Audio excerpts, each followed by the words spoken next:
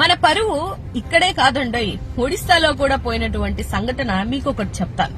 అదేంటి అనంటే, హెరిటేజ్ కి సంబంధించినటువంటి పాలు పెరుగులో నాసి రకమైనటువంటి ప్రోడక్ట్లని యూటిలైజ్ చేస్తున్నారు. ఇది ఎంతో హానికరణం పిల్లలకి గాని, లేకపోతే మహిళలకు గాని, లేకపోతే పెద్దవాళ్ళకి గాని అని ఒక మహిళ వీడియో చేసినటువంటి వీడియో వైరల్ అయిన తర్వాత అక్కడ సేఫ్టీ అధికారులు అంటే ఫుడ్ సేఫ్టీ అధికారులు తనిఖీలు చేసిన తర్వాత అక్కడ వాడుతున్నటువంటి పాలు పెరుగులో నాసిరకం ఉన్నాయి, డేట్లు మార్చి కూడా అయిపోయినా కూడా వాడుతున్నారు అన్న ఒక సంఘటన గుర్తించి అక్కడ ఎక్కడైతే షాపులు అమ్ముతున్నారో వాటన్నిటిని సీజ్ చేయడం జరిగింది.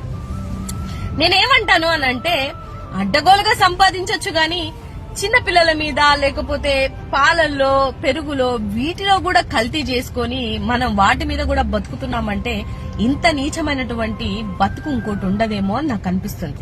నేను అనుకున్నాను ఒకటే రోజు 530 కోట్ల దాకా ప్రాఫిట్ లో ఉన్నారు అని అంటే, అమ్మో అంత పెద్ద ప్రోడక్ట్స్ బయటికి వెళ్లే అమ్మాయి ఏమో అనుకున్నాను గాని, ఈ విధంగా నాసి రకమైనటువంటి ఉత్పత్తుల వల్ల మీరు ఇంత లాభాలు పొందుతున్నారన్న విషయం అక్కడ తనిఖీలు చేసినటువంటి ఆఫీసర్స్ కి లేకపోతే ఆ వీడియో చేసినటువంటి మహిళను బట్టి జనాలందరికీ అర్థమవుతుంది. ఈ మాట నేను చెప్పలేదండి, సెంటర్ లో ఉన్నటువంటి మంత్రులు కూడా పార్లమెంట్ లో అరుస్తున్న పరిస్థితులు.